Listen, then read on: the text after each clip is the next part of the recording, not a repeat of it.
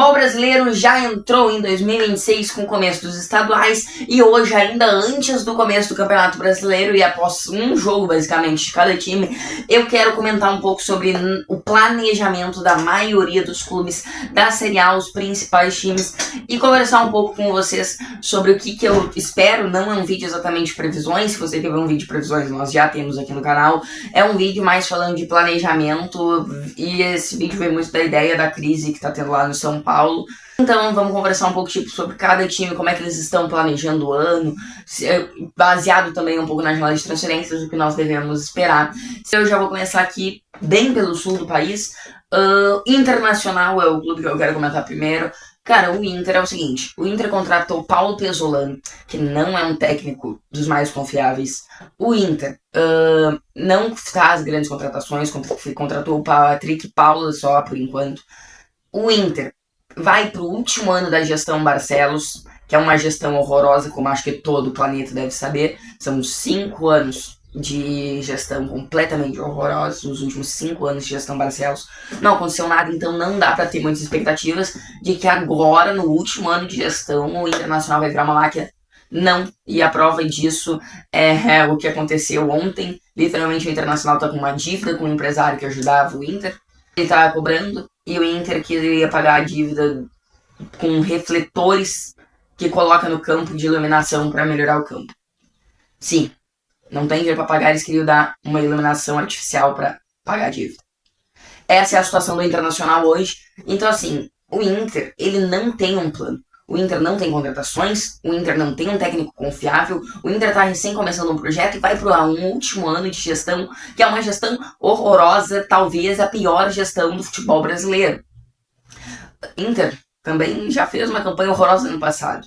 A única coisa que eu acho que o Inter está acertando é que eles começaram o Campeonato Gaúcho com os guris da base. Assim, eles têm tempo pro técnico poder se adaptar ao time e o time só treinar.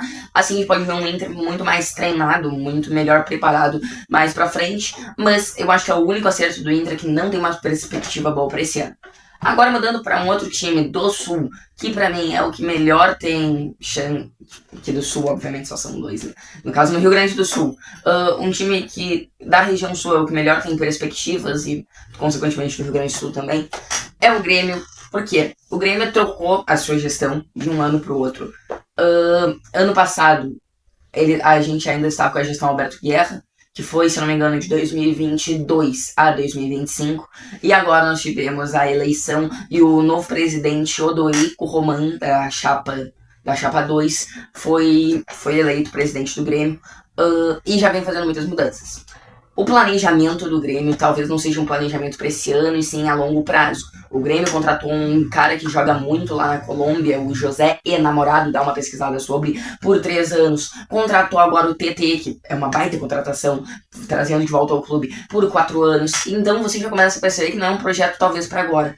O projeto do Grêmio, por que o planejamento do Grêmio é bom? Porque trouxe um técnico que é de alto escalão. O Luiz Castro tem tudo para fazer esse time bem. Esse é um dos fatores, Luiz Castro. Outro fator, a janela de transferência, que até o momento é muito boa, e não pensando só no agora, como também no futuro.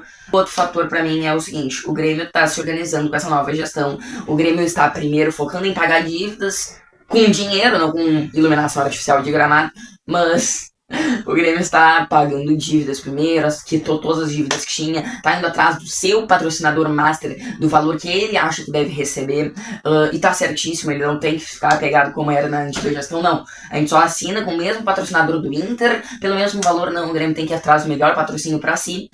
E com isso o Grêmio vem se reestruturando, vai trocar a marca do fornecedor da camisa, sai de Umbro para New Balance. Então o Grêmio é um time que está se estruturando novamente, reestruturando, com uma nova gestão, se reestruturando financeiramente, fazendo boas contratações, com um bom projeto, com um bom técnico, e as perspectivas para esse ano são realmente bem boas.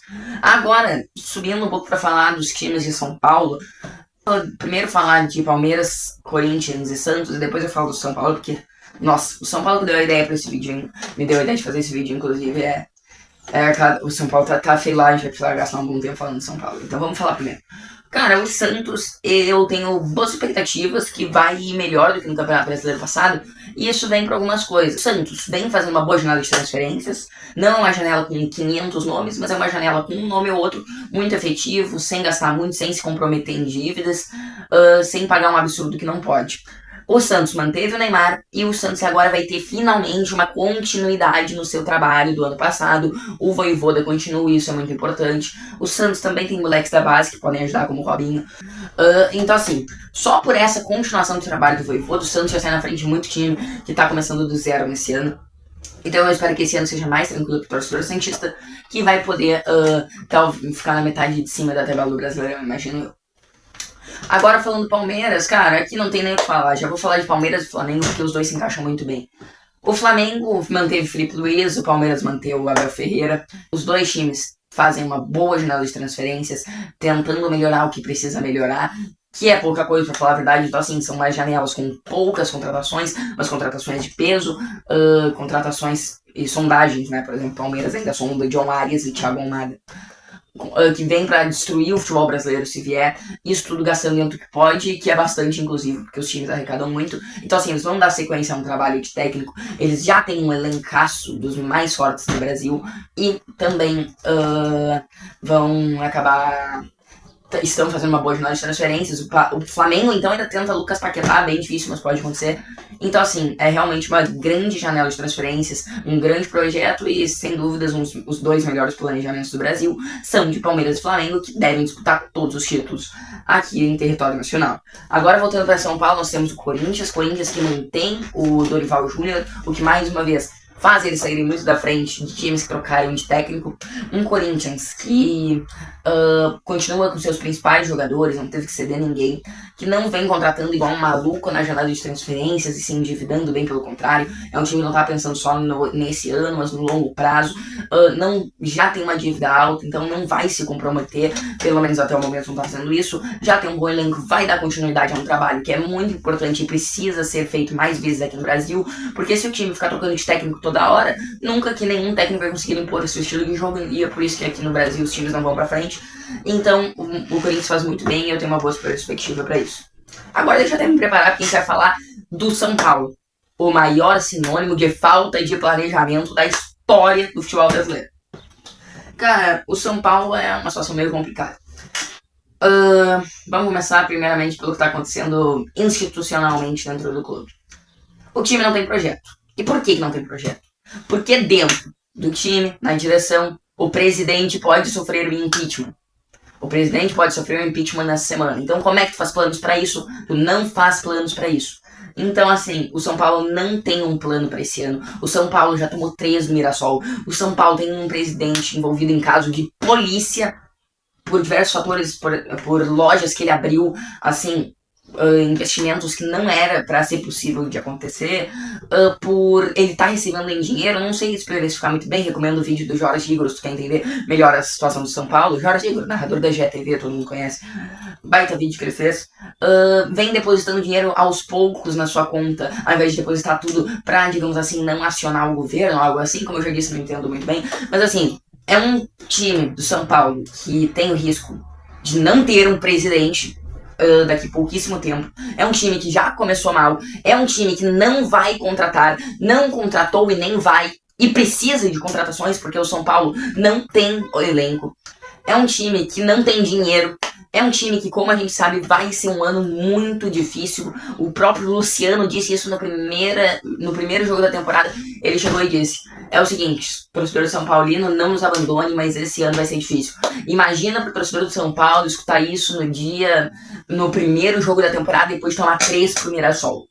Cara, o São Paulo então não tem planejamento, porque não sabe nem se vai continuar com a mesma gestão, com o mesmo presidente. O São Paulo, ele não tem dinheiro pra contratar. O São Paulo precisa contratar, mas não vai. O São Paulo precisa de reforços. O Crespo precisa de reforços. O trabalho no São Paulo poderia muito bem ser promissor com o Crespo, mas ele não tem os jogadores que precisa. O São Paulo convive com muitas lesões, o departamento médico é uma draga, e o São Paulo vai ser forte candidato a rebaixamento no Brasileirão desse ano. Eu cravo isso, porque não tem.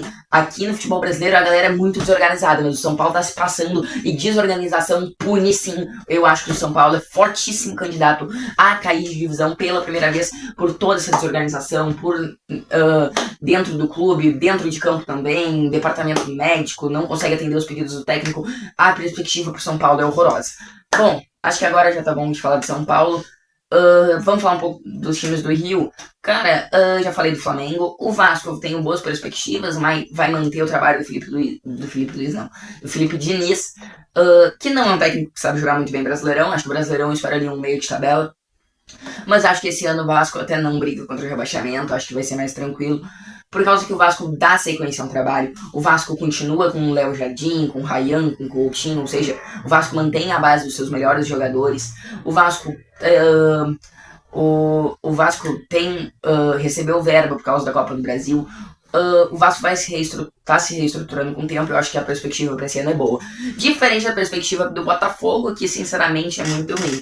Uma SAF que tem um transfer ban já mostra isso. Pô, SAF não é pra acumular dívida e ser banido de contratar, não. SAF é pra ter dinheiro pra contratar e pagar a dívida ao invés de ficar com a dívida, né? SAF é pra contratar e pagar a contratação. Então, acredito que assim, o ano do Botafogo vai ser ali pensando em planejamento e tudo mais, não vai continuar com o mesmo técnico. É basicamente um meio de tabela. Talvez ali brigando por uma 8ª colocação, vai ir pra Libertadores, mas eu não esperaria nada mais que isso. As perspectivas não são boas. Diferente do Fluminense, que vem se organizando, o Fluminense vai manter o Zubeldia no técnico, o que, mais uma vez, times que mantêm técnico já tem potencial de sair na frente. Tem um ótimo elenco, vem contratando muito bem, sem gastar muito. A gestão do Fluminense vem ajeitando o time. Então, assim, tem planejamento sim o Fluminense, tem técnico que tá dando continuidade de trabalho, tem um bom elenco, tá contratando bem, gastando pouco. Então, assim, o Fluminense tem boas perspectivas pra esse ano, pra brigar, quem sabe, por um título ali de Copa do Brasil, talvez, não se sabe, mas pra ficar bem na parte de cima da tabela do Campeonato Brasileiro. Agora vamos falar, acho que dos dois times mineiros. A gravação aqui já tá com 13 minutos e 30, então vamos falar dos dois times mineiros e acho que já vamos ter falado dos principais times do país. Cara, Atlético Mineiro é uma desorganização muito grande. O Atlético, pra mim, junto com o São Paulo, são dos times grandes os que mais são desorganizados. Não só no agora, como historicamente. O Atlético tem uma SAF, mas é uma SAF que não funciona. O Atlético tem um elenco, mas que não é um elenco dos melhores. O Atlético não tá contratando. As poucas contratações que fazem não me parecem boas. Mantém a sua gestão. Vai trocar de técnico pro São Paulo, que na verdade é um técnico comum. O São Paulo é um técnico comum, mas por algum motivo tem vários em todos os times aqui no Brasil. Quando ele tá livre no mercado e o time precisa de técnico.